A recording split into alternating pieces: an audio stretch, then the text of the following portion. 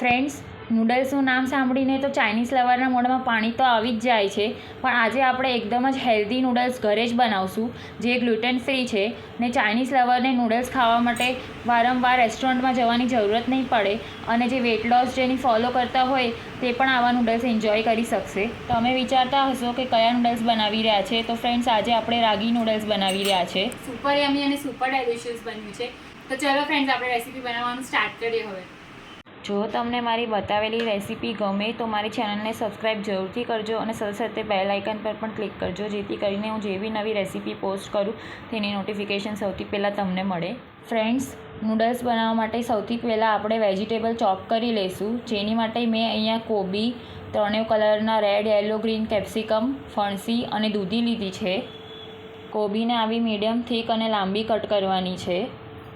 હવે ત્રણેય કલરના કેપ્સિકમ જુલિયન્સમાં કટ કરી લેવાના છે. તમે તમારી ચોઈસના કોઈ પણ વેજીટેબલ લઈ શકો છો, જેમ કે ઝુકીની છે, પર્પલ કોબી છે, બેબીકોર્ન છે. મારી પાસે જે વેજીટેબલ અવેલેબલ હતા તે મેં લીધા છે. ફણસીને આવી રીતે મોટી સાઇઝમાં ચોપ કરવાની છે. હવે મેં અહીંયા દૂધી લીધી છે. સૌથી પહેલાં તેનો ટોપ અને બોટમનો જે થોડો ભાગ છે એ આપણે કાઢી લઈશું. ત્યારબાદ તેની છાલ કાઢી લઈએ. દૂધી તો લગભગ ઘણાને પસંદ નથી હોતી, પણ જો આવી રીતે નૂડલ્સમાં તેનો ઉપયોગ કરશું તો કોઈને ખ્યાલ પણ નહીં આવે કે આમાં દૂધીનો ઉપયોગ કર્યો છે અને નૂડલ્સ હેલ્ધી પણ બનશે. હવે દૂધીને જુલિયન્સમાં કટ કરવા માટે મેં અહીંયા આવા પિલરનો ઉપયોગ કર્યો છે, જેનાથી તે ઇઝીલી જુલિયન્સમાં કટ થઈ જાય છે. ફ્રેન્ડ્સ, મેં તમારી સાથે ઘણા બધા નૂડલ્સની રેસીપી શેર કરી છે, જેમ કે rice noodles, wheat flour noodles, jowar noodles. તો આ બધી રેસીપી તમે મારા ચેનલમાં જઈને ચેક કરી શકો છો. ખરેખર બહુ જ મસ્ત બની છે. તમે જોઈ શકો છો દૂધીને આપણે આવી રીતે જુલિયન્સમાં કટ કરી લીધું છે પિલરના હેલ્પથી. હવે બધા જ વેજીટેબલ કટ થઈને રેડી છે, તો તેને મેં બોલમાં લઈ લીધા છે. હવે તેને સાઈડમાં મૂકી દઈશું. હવે સૌથી પહેલાં આપણે રાગીનો ડો બનાવશું, જેની માટે એક પોળા વાસણમાં 1.5 કપ જેટલો રાગીનો લોટ લીધો છે. તેમાં સ્વાદ પ્રમાણે થોડુંક મીઠું એડ કરશું ને પ્રોપરલી મિક્સ કરી લઈશું. અને પાણી એકદમ સરખું ગરમ કરવાનું છે. તમે જોઈ શકો છો પાણીમાંથી વરાળ નીકળી રહી છે, તો જરૂરિયાત પ્રમાણે થોડું થોડું પાણી એડ કરશું અને ચમચીથી હલાવશું, કારણ કે પાણી એકદમ ગરમ છે તો હાથ દાઝી ન જાય તેનું ખાસ ધ્યાન રાખવું. થોડું ઠંડુ થયા પછી આપણે તેને હાથેથી આવી રીતે મસળી લઈશું. હવે અહીંયા મને પાણીની જરૂરત લાગી રહી છે, માટે હું ફરીથી થોડું ગરમ પાણી એડ કરી રહી છું. આવી રીતે હાથેથી મસળીને જરૂરિયાત પ્રમાણે ગરમ પાણી લઈને મીડિયમ સોફ્ટ ડો રેડી કરી લેવો. હવે મેં અહીંયા ટોટલ 3/4 કપથી થોડુંક વધારે ગરમ પાણીનો ઉપયોગ કર્યો છે. રાગીનો લોટ ગ્લુટેન ફ્રી હોય છે, માટે ખાસ ધ્યાન રાખવું કે તેને આવી રીતે 2 થી 3 મિનિટ માટે સરખું મસળી લેવું. આપણો મીડિયમ સોફ્ટ ડો બનીને રેડી છે, તમે જોઈ શકો છો. હવે આપણે ડોને કવર કરીને 1 મિનિટ માટે સાઈડમાં મૂકી દઈશું. હવે નૂડલ્સ પાડવા માટે મેં અહીંયા સેવ ગાંઠિયા બનાવવા માટેનો સંચો લીધો છે. તેમાં આવી સેવની મીડિયમ સાઇઝની જાળી લીધી છે. તો હવે આપણે સંચાને અને જાળીને તેલથી ગ્રીસ કરી લઈશું. હું સંચાને તેલથી ગ્રીસ કરું છું ત્યાં સુધી તમે મને જણાવો કે તમે મારી રેસીપી કઈ સિટીથી જોઈ રહ્યા છો, જેથી કરીને હું મારા વ્યુઅર્સને થેન્ક યુ કહી શકું. હવે આપણે જે ડો રેડી કર્યો છે તે બધો જ ડો આપણે આવી રીતે સંચામાં ભરી દઈશું. ત્યારબાદ સંચાને બંધ કરી નાખશું અને નૂડલ્સ પાડવા માટે મેં અહીંયા એક સ્ટીલની ચાયણી લીધી છે, તેને પણ તેલથી ગ્રીસ કરી લઈશું. હવે સંચાને ફેરવીને આવી રીતે નૂડલ્સ પાડી લઈશું.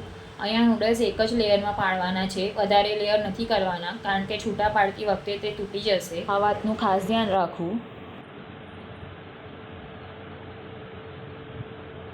તમે જોઈ શકો છો નૂડલ્સ આપણે પાડી લીધા છે. હવે નૂડલ્સ પર થોડુંક તેલ બ્રશથી લગાડી દઈશું, જેથી કરીને સ્ટીમ કરતી વખતે નૂડલ્સ એકબીજા સાથે ચોંટી ન જાય. હવે નૂડલ્સને સ્ટીમ કરી લઈશું, જેની માટે મેં એક કઢાઈમાં સ્ટેન્ડ રાખીને પાણી બોઇલ કરવા માટે મૂક્યું છે. પાણી બોઇલ થઈ ગયું છે, તો હવે આપણે ચાયણીને કઢાઈમાં રાખી દઈશું અને તેને 4 થી 5 મિનિટ માટે સ્ટીમ કરી લઈશું. 5 મિનિટ બાદ આપણે લીડ કાઢી લઈશું અને જોઈ લઈશું. તમે જોઈ શકો છો નૂડલ્સ પ્રોપરલી કૂક થઈ ગયા છે, કારણ કે નૂડલ્સ હાથમાં જરાય ચોંટતા નથી. હવે આપણે ગેસની ફ્લેમ ઓફ કરી દઈશું અને ચાયણીને નીચે ઉતારી લઈશું અને નૂડલ્સને આપણે એકદમ જ ઠંડા થવા દઈશું. ઠંડા થઈ જવા બાદ તમે જોઈ શકો છો નૂડલ્સ ઇઝીલી ડિમોલ્ડ થઈ રહ્યા છે. નૂડલ્સ આપણે સ્ટીમ કરવા મૂક્યા હતા ત્યારે ચાળણી એકદમ નૂડલ્સથી ભરેલી હતી અને હવે સ્ટીમ કરીને ઠંડા થઈ ગયા બાદ નૂડલ્સ આવી રીતે થોડાક સિંક થઈ ગયા છે, કારણ કે આપણે તેને સ્ટીમ કર્યા છે, પાણીમાં બોઇલ નથી કર્યા માટે એવું લાગશે. હવે હળવે હાથેથી નૂડલ્સને છૂટા પાડી લઈશું. હવે નૂડલ્સ છૂટા પાડતી વખતે બહુ ઉતાવળ નથી કરવાની, હળવે હાથેથી છૂટા પાડવાના છે, જેથી કરીને નૂડલ્સ વધારે પડતા તૂટી ન જાય. કેમ કે રાગીનો લોટ ગ્લુટેન ફ્રી હોય છે, માટે તૂટી જવાની પોસિબિલિટી વધારે હોય છે. ફ્રેન્ડ્સ, નૂડલ્સ છૂટા પાડતી વખતે થોડો ટાઈમ તો જરૂરથી લાગશે, પણ રાગી હેલ્થ માટે બેસ્ટ હોય છે, માટે જરૂરથી આ રેસીપી ટ્રાય કરજો. ફ્રેન્ડ્સ, તમને લાગતું હશે કે રેસીપી બનાવવામાં બહુ જ મહેનત લાગશે, પણ જ્યારે તમે તે બનાવીને ખાશો ત્યારે તમને તે મહેનત વર્થ લાગશે. નૂડલ્સ છૂટા પડી ગયા છે, તો આવી જ રીતે નૂડલ્સના હજી બીજા 2 બેચ રેડી કરી લઈશું. બધા જ નૂડલ્સ બનીને રેડી છે. હવે આપણે તેને વઘારી લઈએ. જેની માટે એક કડાઈમાં તેલ ગરમ કરવા માટે મૂકશું. તેલ ગરમ થાય ત્યારબાદ આપણે જે ફણસી ચોપ કરેલી તે એડ કરી દઈશું. સૌથી પહેલાં ફણસી એડ કરવાની છે, કારણ કે તેને કૂક થવામાં બીજા વેજીટેબલ કરતાં વધારે ટાઈમ લાગે છે. ત્યારબાદ આપણે તેને એકાદ મિનિટ સોતે કરીને બીજા બધા જ વેજીટેબલ એડ કરી દઈશું. ને ત્યારબાદ સ્વાદ પ્રમાણે મીઠું, મરી powder, vinegar, soya sauce, Schezwan sauce અને ટમેટો કેચઅપ એડ કરી દઈશું. સોસ અને મસાલા તમે તમારા ટેસ્ટ પ્રમાણે ઓછા વધારે લઈ શકો છો. હવે બધું પ્રોપરલી મિક્સ કરીને એકાદ મિનિટ માટે સોતે કરી લઈશું. બહુ ઓવરકુક નથી કરવાના, ફક્ત એકાદ મિનિટ માટે જ સોતે કરવાના છે. વેજીટેબલ સોતે થઈ ગયા છે અને મસાલા અને સોસ પણ તેમાં ભળી ગયા છે. તો હવે આપણે જે નૂડલ્સ રેડી કર્યા છે તે બધા જ નૂડલ્સ આપણે કઢાઈમાં એડ કરી દઈશું અને બધું પ્રોપરલી ટોસ કરી લઈશું. સૌથી પહેલાં ટોસ જ કરવાનું છે, જેથી કરીને નૂડલ્સ તૂટી ન જાય. આવી રીતે કઢાઈ ફેરવીને પ્રોપરલી ટોસ કરી લેવાનું છે. ત્યારબાદ સ્પેચ્યુલાનો ઉપયોગ કરીને હળવે હાથેથી નૂડલ્સ મિક્સ કરી લેવાના છે. રાગી નૂડલ્સ બનીને રેડી છે.